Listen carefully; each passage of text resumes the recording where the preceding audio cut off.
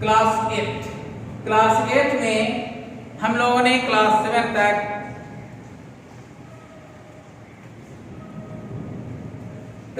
तक हम लोगों ने मेडिएवल हिस्ट्री पढ़ा था।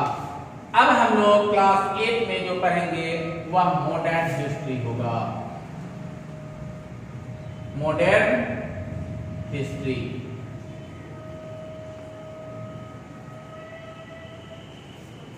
आप लोगों को शायद मालूम हो, एक बार फिर से मैं इसको रिकॉल कर देना चाहता हूं कि हिस्ट्री को हम लोग जो है वह 3 हिस्से में बांटते हैं। चलो आज थोड़ा जो है वह हिस्ट्री के बारे में हम इंट्रोडक्शन दे देते हैं। 3 हिस्से में बांटा, ठीक है। अगर इस हिस्ट्री को और जो देखा जाए, इंडियन हिस्ट्री को 3 हिस्से में बांटते हैं। कौन सा है? एंशिएंट हिस्ट्री,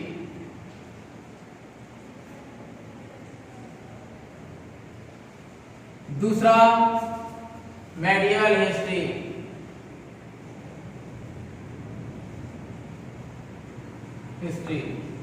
तीसरा मॉडर्न हिस्ट्री।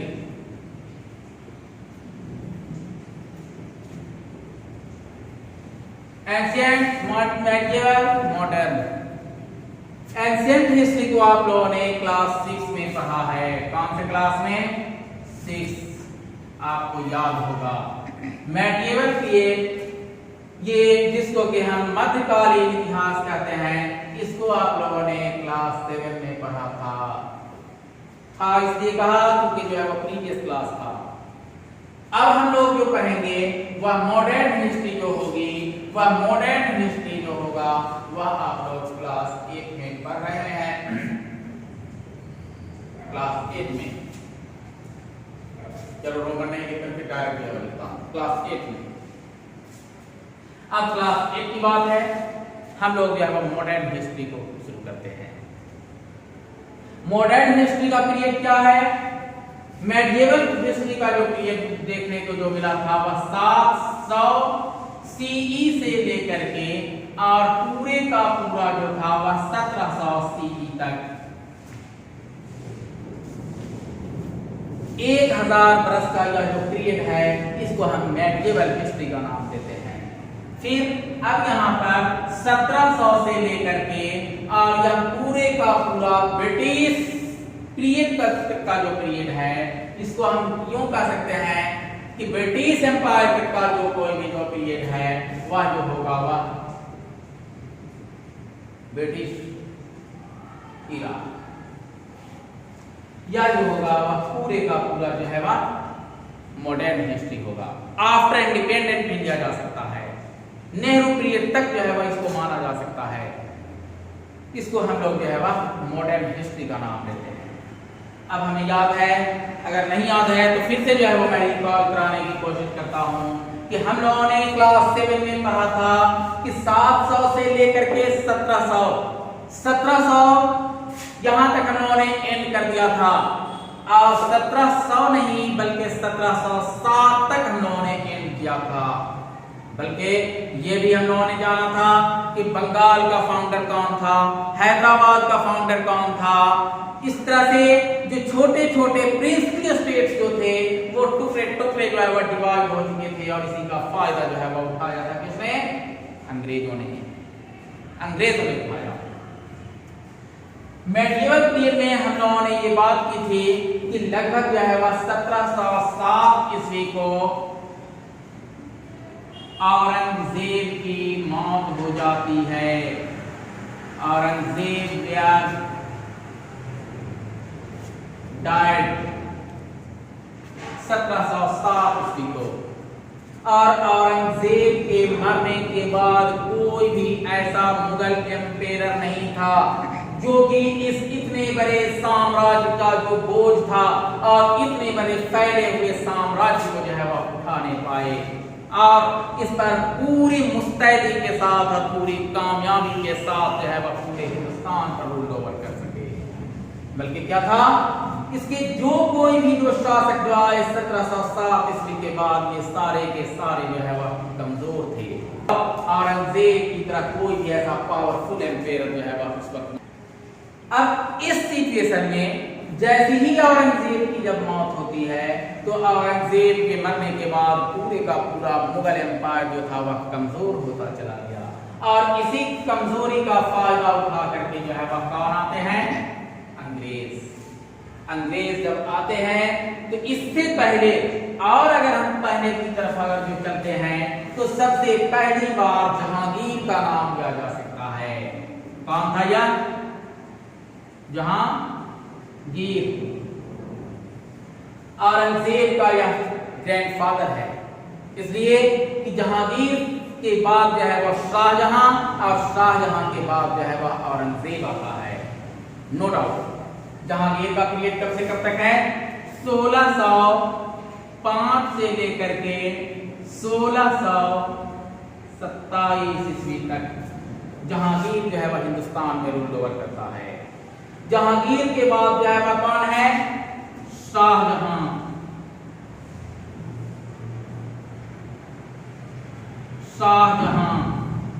शाहजहां का जो पीरियड है वह 1627 से लेकर के 1600 लगभग 57-58 ईस्वी तक। इसलिए कि जस्ट इसके बाद जो है वह औरंगजेब ने इसको जो है वह कैद खाने में डाल दिया था, और 10 साल तक इसने कैदी जिंदगी बिताने के बाद तब जो है वह औरंगजेब का पीरियड आता है।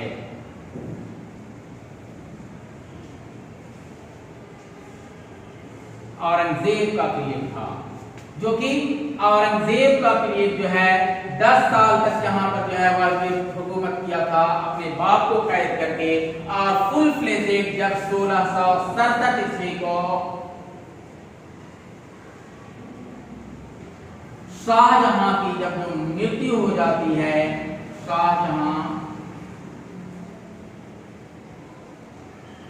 was died।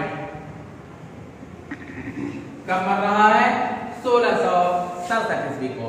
तो 1667 ईस्वी में औरंगजेब अपने बाप शाहजहां के मरने के बाद फुल फ्लेजेड जो है वह अपने आप को हिंदुस्तान का बादशाह डिक्लेयर करता है, और 1667 ईस्वी के बाद 1667 से लेकर के और 1717 ईस्वी तक इसकी हुकूमत थी। मैं बात कर रहा था किस पर? जहांगीर के बारे में। जहांगीर के दरबार में पहला एक ऐसा अंग्रेज राजदूत जिसका नाम हॉकिंस था। पहली बार, अब इसको मिटा देता हूं। जहांगीर के दरबार में आने वाला सबसे पहला कौन? अंग्रेज हॉकिंस।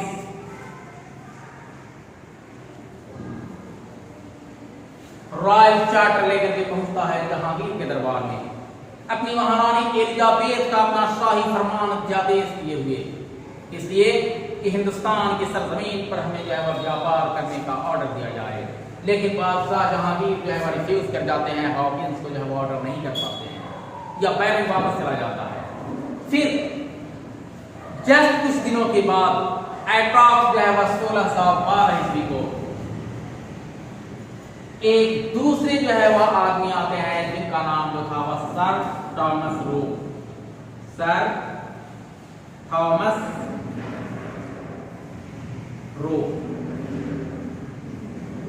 1612 ईस्वी में अपना दूसरा जो है वह रॉयल चार्टर लेकर के पहुंचते हैं इसके दरबार में, जहांगीर के दरबार में।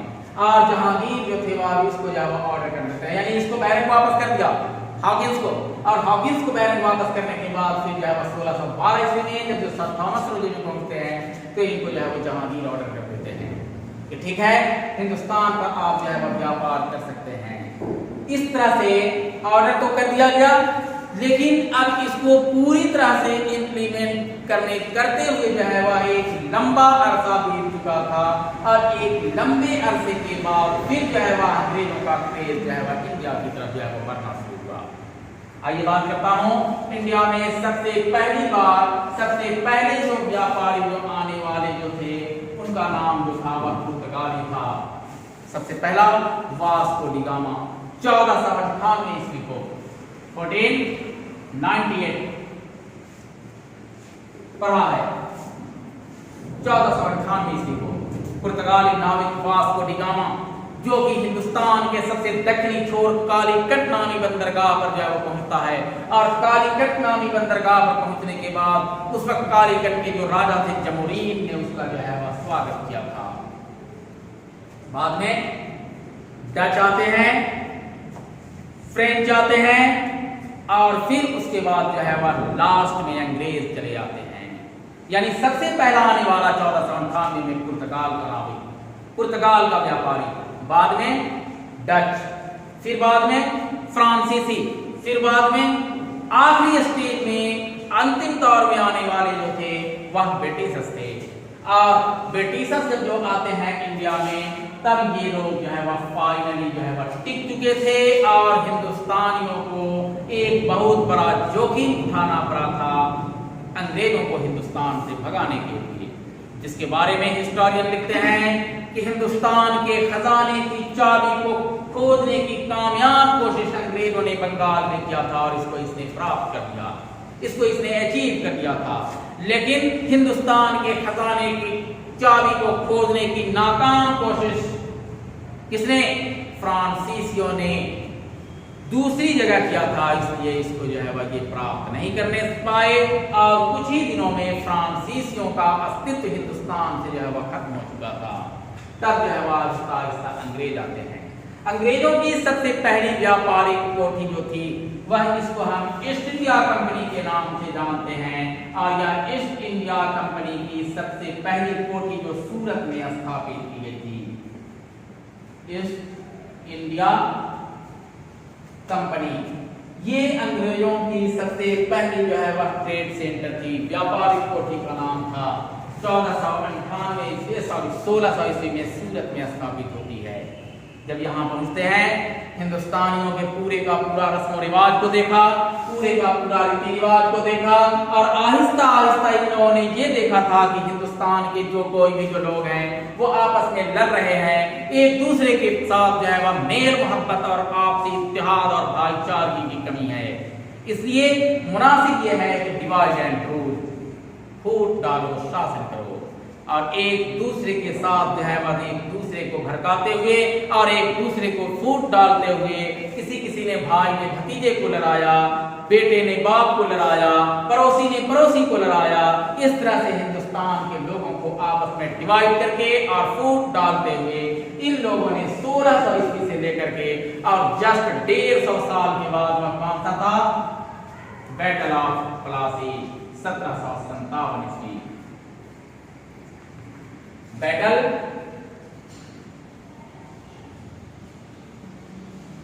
ऑफ प्लासी, यानी 150 साल के बाद ईस्ट इंडिया कंपनी की स्थापना कब हो रही है? 1600 ईस्वी में, 1680 में। 150 साल के बाद, इतना बड़ा स्ट्रगल करने के बाद अंग्रेज जो है वह बैटल ऑफ प्लासी को जीतने में जो है वह कामयाब हो जाते हैं। मिशन क्या था? Divide and rule. और 150 साल तक इन्होंने अपने मिशन में लड़ने के बाद पूरे का पूरा 190 साल तक हिंदुस्तान पर हुकूमत की थी। वह कौन सा था? 1947 ईस्वी में जो है वह इंडिया बिकेम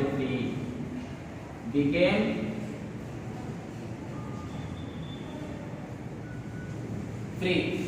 प्लासी की लड़ाई 1757 ईस्वी, फिर जो है वह दूसरी लड़ाई 1764 ईस्वी, बैटल ऑफ बक्सर। इस तरह से पता ये चलता है कि हिंदुस्तान के जो कोई भी जो लोग थे, उन तमाम लोगों ने कभी भी अंग्रेजों को अपनी मर्जी से हिंदुस्तान पर रूल ओवर करने की इजाजत नहीं दी थी। कभी हिंदुस्तान के लोगों ने ये नहीं कहा था कि आप जो है वह हमारे हुक्मरान हो सके, बल्कि अंग्रेजों को कभी भी भारत के लोगों ने जो है वह तस्लीम नहीं किया था, बल्कि उनको एक्सेप्ट नहीं किया था। तो इस तरह से 1757 से लेकर के 1947 ईस्वी पूरे का पूरा जो है वह 190 वर्षों तक हिंदुस्तान पर इनकी हुकूमत जो है वह कायम रही, और हिंदुस्तान पर ये लोग जो है वह अपना हुकूमत करते रहे, जो कि भारतीयों के लिए बहुत बड़ा जो है वह सीर दर्द का जो है वह कारण बना था।